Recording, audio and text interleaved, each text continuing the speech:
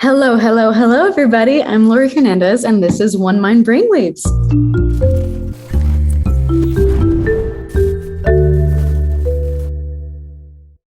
The holidays can be a joyous time of year, so why do so many of us often feel so down?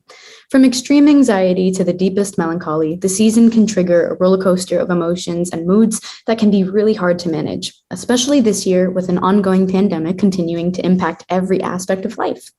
Coming up, one of the country's leading scientists will give us some insight. He studies brain-body connections and depression. Later in the program, we'll preview a new One Mind documentary that takes us inside the world of depression through the experience of some of the people who live in it. And stick around. In our digital segment, our Cyber Guide team provides tips on how you can get some support for your mental health around the holidays, right on your phone. But first, a very talented singer-songwriter with a soulful voice whose honest and emotional music details both the beauty and the anguish of life. Last year, she released a holiday album called A Little Magic, and she's here to perform a song from it today. Liz Longley, thank you so much for being here on this special edition of Brainwaves. Thank you so much for having me. I'm so excited to be here. Well, I'm Same here. here. I'm excited to chat with you today. So it's been a year since you put out A Little Magic. You've released another album since then, The Acoustic Funeral for My Past, which we'll talk about a little later. And you've been back out touring again. What has this past year been like for you? It sounds like you have been very busy. Yes, it's been a little bit like a roller coaster. You know, it's a higher highs and lower lows because all the things that I love are coming back, but they're different. And so it's just been a little bit of an adjustment, like getting back out in the world.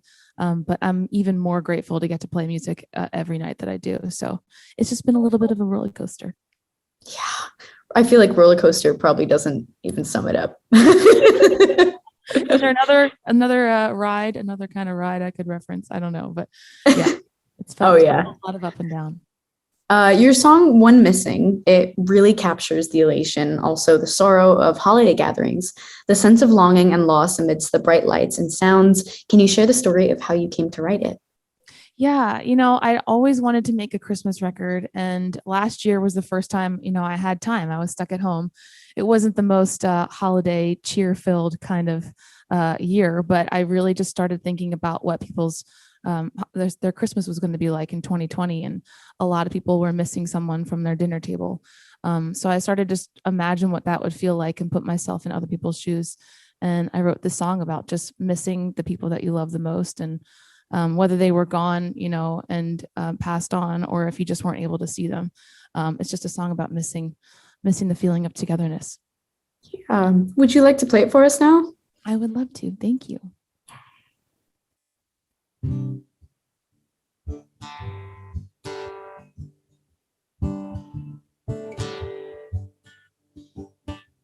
When the Christmas cards start coming in, we hang them on the fridge.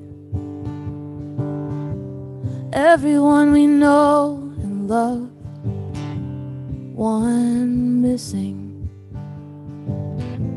And I try not to notice, I try not to, but I always think of you. I always think of you. I always think of you. I always do. I think of you. Well, the kids are running around tonight. They're making a mess in the kitchen. Silverware set, table for 6, one missing.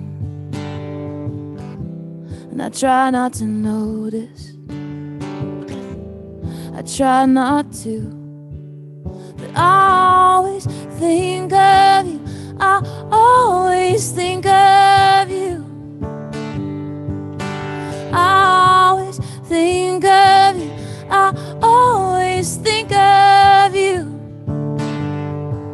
When it's time to pray, when I need to talk, when my heart just aches, when the music stops, I always think of you.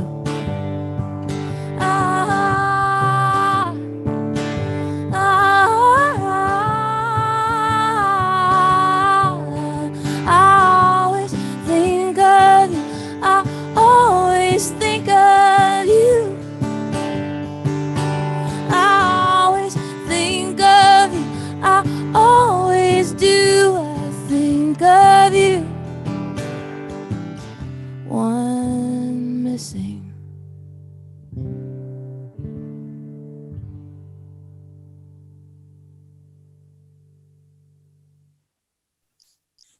Woohoo!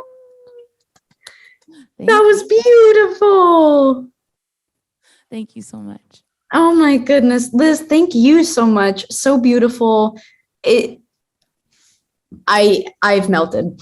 A tone that sets the stage for the conversation that we are going to have today. Thank you so much for joining us. Thank you for singing your song. Sending you so much love, even through the holiday screens. Thank you. Ditto. Joining us now, Dr. Scott Russo. He's a professor of neuroscience and director of the Brain and Body Research Center at the Icahn School of Medicine at Mount Sinai. Scott, welcome to Brainwaves. It's good to have you with us. Thank you. I'm very excited to be here. And Liz, that was amazing. Thank you. My office suite is holding up virtual lighters. I almost wanted to hold up my phone light and just start swaying side to side. And I was like, oh no, that'll probably be really distracting. Okay, viewers, feel free to post questions or comments for our guests in the chat section of this webcast at any time. So, Scott, in 2012, you were the recipient of the One Mind Johnson & Johnson Rising Star Award for your research into the root causes of depression. So, what have you found? Does it all come down to the immune system and inflammation? I wish I could say yes, but like everything else, depression is extremely complex. The disease is quite heterogeneous. But the good news is that what we found is at least 20 to 25% of patients that are suffering from depression at any given time do seem to have some dysfunction in the immune system that we think can be targeted by therapeutics that block that immune and inflammatory response. So we do think that there's a good chunk of patients that we can positively treat by what we've learned from the research that we've done with the One Mind Johnson & Johnson Award. Yeah, how might the current science surrounding depression apply to and explain the blues, for lack of a better word, that people seem to experience more so around the holidays? Is it a stress response? Yeah, I was just talking about this with my wife last night, thinking we're dreading the holiday season because we know how challenging it is. We want to be around our families, but the lead up to those really happy events on Christmas, for example, or Hanukkah, are extraordinarily taxing on our bodies. I think we are susceptible to multiple forms of stress throughout the holidays that are going to increase risk for a whole host of problems, physical and mental. One of the major issues is that not only are we exposed to all of these different forms of stress, but we're altering our normal life strategies that we would typically engage in, right? So maybe we're not going to the gym as often because we're too busy. We have to take that time and do our holiday shopping.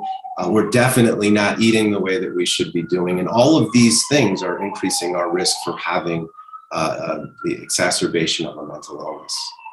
Yeah. Liz, I have a question for you. Music at times can be an antidote for depression. Have you found composing and playing music to be therapeutic or healing in that way? Absolutely. I think that's why I got into it. I mean, just listening to music is therapeutic, but I think the breath support that goes into singing and the almost meditative state that you get into when you're playing, that just like changes your energy that day. And I think I've just gravitated toward writing because it's helped me make sense of my emotions in the hardest times of my life. And then it's like this incredible thing to get to share that with someone else and hear that they've been there too, and they've experienced the same things too. It helps you feel less alone in the world. So yeah, I think it's the greatest medicine that I've found. That's my medicine. I would totally agree with that. You released Funeral for My Past in 2020 to wide acclaim, then released an acoustic version in 2021. Thematically, you lay bare some deep, raw feelings and then that transform into kind of inner peace. Why did you want to share those reflections and narratives with the world? I just think I think it's so important to encourage others to dive deep into their emotions and the awareness of what they're feeling, because I think we can only grow from that. And I've been known in my past to write a lot about like my breakups and my love life troubles. But I was finally at a point in my life where I was just really reflecting on all of that and learning from it and realizing that like, wow, as time has gone on, I have just added on more and more baggage. And until I like look it in the eye, I can't let it go. And so this record is all about just letting go of those things and just kind of stepping into the light and looking for the best parts of life. Absolutely. There's not just one solid place that sadness or depression or those really heavy feelings come from. It comes from multiple places. So the more you write about, the more I'm sure it reaches a lot of people, and it resonates with them as well. How do your fans respond to your sharing? Oh, it's the greatest thing ever. Like one of my favorite things about playing music live in person is meeting people after the shows and hearing like what songs mean to them. And sometimes it's totally different than what you wrote the song about. And that's really cool. But also like in more specific songs, like I wrote a song about my grandmother who had Alzheimer's. When I was a kid, I thought I was the only one with a grandmother who had Alzheimer's. But in sharing that song, it's like, oh, so many people go through this. And it's so important to know, hey, you're not alone in that. And so that's my favorite part, is hearing from people about what music means to them. Hey, my grandmother also had Alzheimer's. So there you go. I get you. It's not easy to watch. Oh, yeah. Scott, what effect does exposure to prolonged trauma, the kind of chronic stress that we are all dealing with this holiday season, have on depression? It depends on a lot of factors. I mean, there's so many different types of traumas and stressors that we experience. Not all of them are the same. And it really depends, I think, on our own unique individual vulnerabilities to those types of stressors. And I think one thing to keep in mind is that stress isn't always psychological in nature. We always tend to think that the reason we're depressed is because we've lost something or because we've become stressed out over events in our life that are controllable. But these same stressors can be physical in nature. You could have experienced the flu, for example, and that could precipitate your depressive episode if you have a particular vulnerability to those types of episodes. Yeah. So I think ultimately, I think the thing to keep in mind is that the vast majority of us are going to go through this time period. We're going to manage our stressors. We're going to be relatively resilient to them. But what we need to do is we need to listen to our bodies, and we need to look out for our loved ones. You both mentioned having family members with Alzheimer's disease. We also have a history of Alzheimer's in our family. My grandmother and all of her siblings died of Alzheimer's. That and having to be a caregiver for somebody in your family that suffers from an illness, particularly at this time, increases your risk for depression and related illnesses. So we have to take care of our families. We also have to take care of ourselves. Yes, absolutely. Also, a little birdie told me that you have been studying the microbiome. How does that affect depression? And is that how you pronounce it? Oh, that's perfect. Yeah, the bugs in the gut, not to sound crass, but we've been studying poop in my lab, mouse poop in particular. And it's crazy. I mean, it's really like sci-fi stuff. And I think there's a black box between what we know about the microbiome and how it affects things like depression. But the general consensus and what our research is pointing to is that when you undergo chronic stress, what happens is it actually changes your gut flora. So all of the different microbes in your gut. And in combination with that changing in your gut flora, it actually causes something that we know of as leaky gut syndrome. So it opens up your gut and changes the bacteria. Those bacteria then produce a whole bunch of toxins that they can dump into your bloodstream and then overstimulate your immune system and cause inflammation. And from there, what we think happens is that those inflammatory molecules go into the brain and really muck up your emotion regulation centers and actually can cause depression in that way. So I know we're on the topic of depression, but I feel like that also confirms just how connected the brain is to the body and the gut. And anytime, I'm quite the anxious person. So whenever I would get ready for a competition, I would get the worst stomach pains. And it was literally just from being anxious. Is that also connected? Absolutely, 100%. And I'm with you too. I'm the same way. My stomach is in knots right now, in fact. Oh. Well, you're killing the game. It's interesting you say that, Laurie, though. There is actually, what we're finding is that there's these centers in the brain that respond to stress. they send this really complex network of nerves out to your body. And some of those nerves go directly to your gut. And so what we think happens is that you get stressed out here and you feel it here because it's connected directly. That makes a lot of sense. The most vivid memory that comes to mind as soon as you said that was getting ready to compete floor at Olympic trials. And we have what's called a 30-second touch. And so you get 30 seconds to warm up everything. But if you're the first in your lineup, you can't warm up for that long because you don't want to waste all your energy. You're about to go do a full floor routine.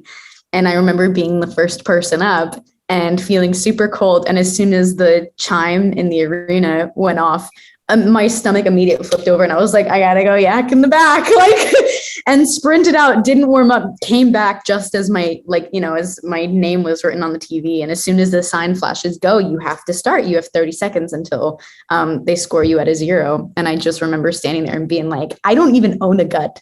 I don't even know what that is. I don't have one of those anymore. I lost it. So it's kind of comforting to hear that it really is connected, We all feel it too. It's not just you. It's a normal, natural thing, Yeah. Oh, yeah. Tiny segue.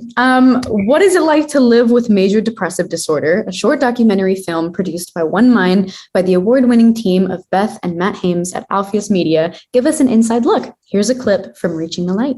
I was a very popular girl. I wasn't friendliest in high school, but I knew something was wrong. I started having feelings of hopelessness, really in probably grade school. I have had depression for as long as I can remember.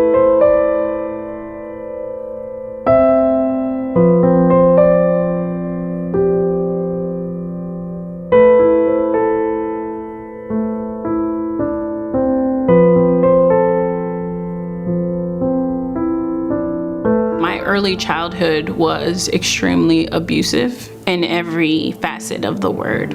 I was small, I was skinny, I was weak, which was not a good combination in Alaska in the 70s. There was so many emotional explosions in the house. I'm getting beaten up at home verbally by mom, I'm getting beaten up physically at school, and I thought, the world is insane.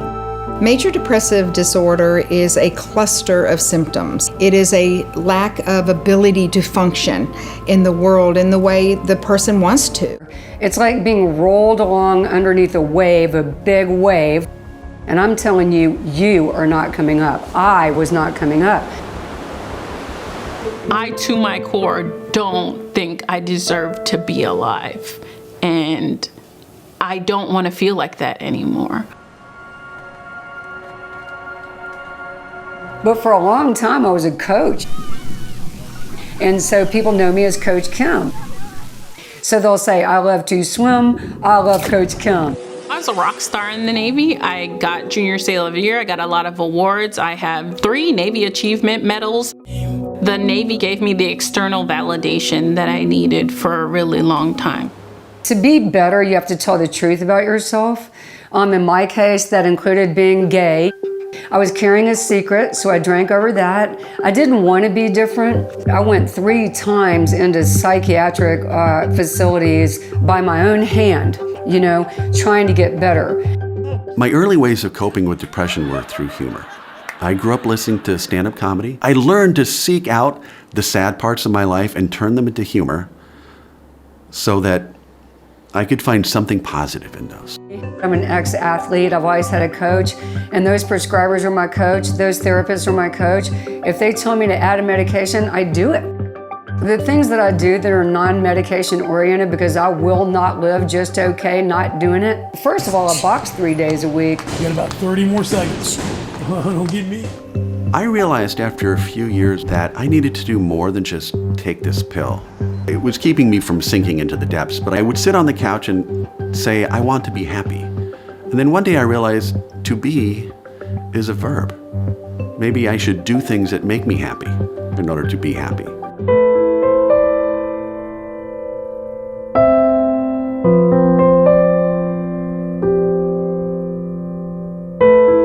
Right then. I don't wait to say, am I depressed? But what I have to know is I can do this. And so the second I feel it, I tell myself, Kimberly, you can do this. Get to work. I am getting better at saying that has nothing to do with me. I'm still gonna go for this walk. I'm still gonna meditate today.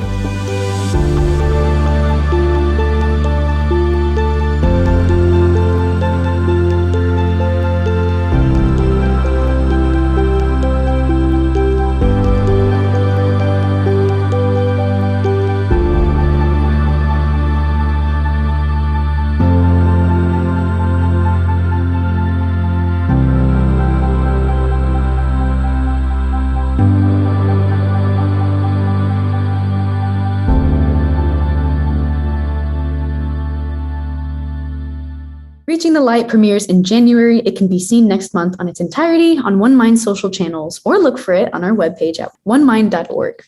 We're talking today about seasonal depression with Dr. Scott Russo, professor of neuroscience and the director of the Brain and Body Research Center at the Icahn School of Medicine at Mount Sinai, and singer-songwriter Liz Longley. Viewers, don't forget, we want to hear from you too.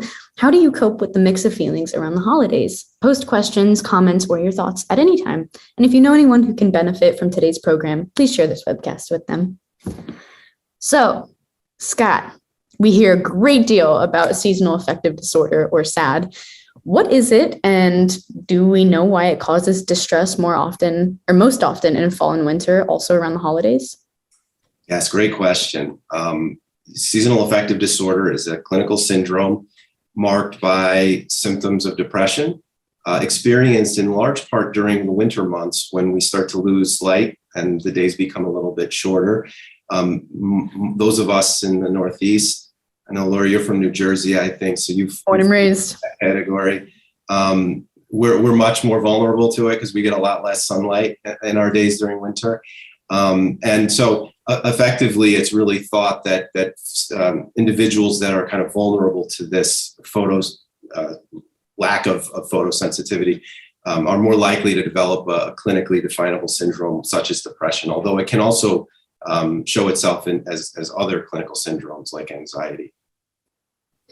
Do you think that contributes to the blues around the holidays? I think it definitely does. I mean, it's hard not to be depressed in New York when it gets dark at 4:30. I leave my house in the morning, it's dark. I come home, it's dark. And then on top of it, you've got all of the stress from the holidays and running around and maybe your resistance is down. And so I think it's definitely possible that things become worse during the holiday seasons because you've got all of these factors operating together.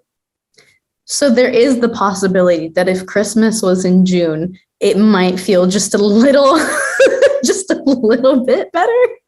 Let's move it. But when, I'm down. One of the problems though is that so all of these conditions are based on the fact that our bodies get used to certain things. So one of the problems with summer is that there's an increased risk for the opposite, for bipolar mania to occur in individuals that have vulnerabilities to bipolar disorder. So in the winter months when there's not a lot of sun and you're more depressed, that's going to be problematic. In the summer months, though, we see a spike in cases coming into the emergency room of individuals that have gone onto a manic episode. Wow, that's interesting. I did not know that. Liz, you have an incredibly close relationship with your fans. In fact, it led to one of the most successful Kickstarter campaigns in history. What does that connection and support do for your mental well-being? Oh, that's a good question. It's I've tried to disconnect. I don't want to rely on other people for my happiness, of course, but in times where in my lowest lows, it's when I forget my purpose. And so sometimes, those incredible supporters who listen to my music and believe in what I do remind me of my purpose. And that is an incredible thing. So they carried me through 2020. I mean, I was doing online shows from this here spot, and there was a community that was built online. They just kept showing up. They started calling themselves lizards. That's kind of a new thing, but and it's just really all about just supporting each other. And we all talk about what we're going through in our lives. And I think just because of the nature of writing a song called Funeral for My Past, people have been really open about what they're working on letting go and things that they've been through and they're working through. So they've definitely helped me stay a little bit sane in these weird times. It sounds like they've kept you really grounded through it all, and that's a really nice feeling. Yes, I'm incredibly fortunate. Speaking of funeral from my past, it's all about moving forward. So what does 2022 hold for you? Ooh, well, hopefully, I mean, I'm not going to count on it, but I'm hoping on just continuing touring. That's like my favorite thing in the whole world, is to just play music for people and see the world that way. And I'm going to start writing my next record. I've just started kind of chipping away at new songs. So we shall see. And maybe I'll record a new record if I write all the songs in time. That's so exciting. Yeah, I'm excited. Okay, Scott, how can we build up our immunity or resilience to depression, or at least mitigate it, especially the kind that tends to really entrench us inside around the holidays? So, great question. I'm a big fan of naturalistic things if we can do them as a starting point, because the vast majority of us, like I mentioned, are going to cope with the holidays. We're relatively resilient. We have enough social support to be able to get through it. So my top three: exercise, eating well, so don't overdo it during the holidays, and sleep. Make sure you get good sleep. If any of one of those three things is off, you have the potential to create some problems. I know it sounds cliche, but it is really true. Those are the three things that really keep us healthy. Yeah, sometimes when I hear I need to get more sleep, I'm always remembering being really young. And it is funny, but also now that I realize it's coming out of my mouth, I realize that it's not funny, but being really young, and I don't remember exactly what it was called, but feeling so burnt out throughout the day. And I'm sure, looking back on my parents, and especially around the holidays, having to scramble, and whether that be figure out what to do with gifts, or you're working throughout the day, and the added stress of the holidays is always, in the forefront or in the back of your mind. And all of that happening. And I just remember staying up super late because it was the time of day that nobody had asked anything of me. And I could just have this feeling of quiet, and it was a little bit of rebellion, but I was losing sleep at that time. So I was curious to know if you had any comments about that for those who might be around my age and also do that. I know it's hard. I mean, I'm actually not a night owl, but my wife is a night owl, and she does exactly what you just described, and she still does it. And we're not young anymore, unfortunately. So I think, it's challenging. If you can try to regiment your schedule. I know it's hard. If you wake up a little bit later, just set your alarm a little bit earlier every day for a period, and train your body and train your biological clocks. And if you can get up a little bit earlier, chances are you'll go to bed a little bit earlier. I don't like medications for that purpose. I think sleep medications are a whole host of their own problems. There are some supplements that are probably okay, but I think the best way to do it is to try to really entrain your body and exercise. If you can tire yourself out, then chances are you might sleep a little bit better. But I totally get it. I mean, it's really hard to do that and to change your body's internal clock, what it wants to do. For sure. Okay, that brings us to a Brainwaves tradition, the lightning round. Last one of the year. Are you guys ready for a few quick questions and quick answers, one person at a time, 30 seconds for the whole thing? We'll start with Scott first and then circle around for Liz's answers. Are you ready? Ready. Yes. Okay, Scott, what helps you cope when you are going through a tough time mentally? My children. A song or type of music that you turn to when you're feeling down? House music. Yes. I could totally just Yes, you got to get going. What are you grateful for or looking forward to this holiday season?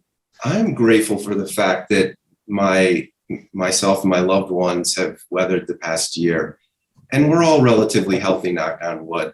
And I'm looking forward to not be having to wear a mask in public and to be able to go to a Yankees game this summer, maybe. Post-pandemic things. Go Yankees. Yes. And what gives you hope? Oh, gosh. I work with so many amazing colleagues, physicians, scientists that work really hard. For the last year during COVID, the Mount Sinai community has just come together. They've built testing protocols.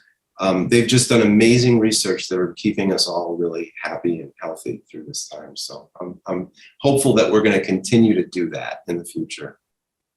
Yay. Okay, Liz, it's your turn. Are you ready? Give it to me. What helps you cope when you are going through a tough time mentally? Talking to friends. Yes. A song or type of music that you turn to when you're feeling down? Anything by Alison Krauss. If she's singing, I'm happy. Love that for you. What are you grateful for or looking forward to this holiday season? I think I'm going to cherish every little moment of being with family this year. Yes. And lastly, what gives you hope? Witnessing acts of kindness in people just reminds me that people are good. Kindness is just a warm cup of tea for the heart, isn't it? Chicken soup for the soul. Chicken soup for the soul. Live, laugh, love. Thank you so much, Liz and Scott. You guys are wonderful. This conversation felt delightful, and I think our listeners are just going to bask in it. So thanks for your time. Thank you. Thanks for having us. Laurie. This was fun. Yay! Now for some guidance on how you can use your phone to find mental health support and coping strategies for the holidays. We turn to our team at One Mind Cyber Guide.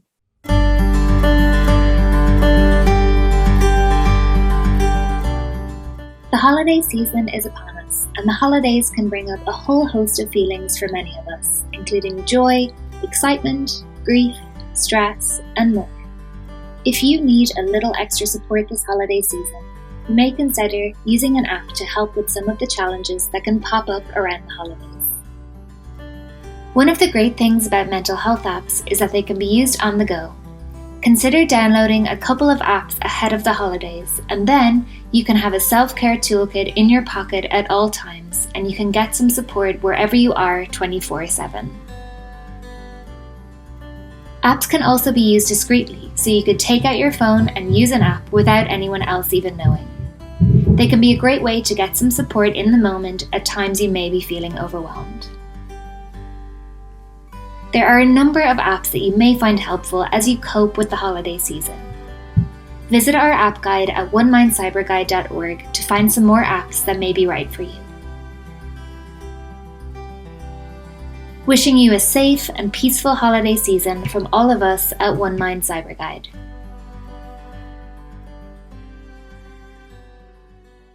Thank you, Cyber Guide team. Thank you to Liz Longley and Dr. Scott Russo. Viewers, thank you to you too. Don't forget, you can post questions and also check out all of our Brainwaves episodes at onemind.org/brainwaves. Bye, everyone. Happy holidays and have a great day. We love you. Every day trying to find the strength. I just want things to go back to normal. Science is racing to find treatments for the virus.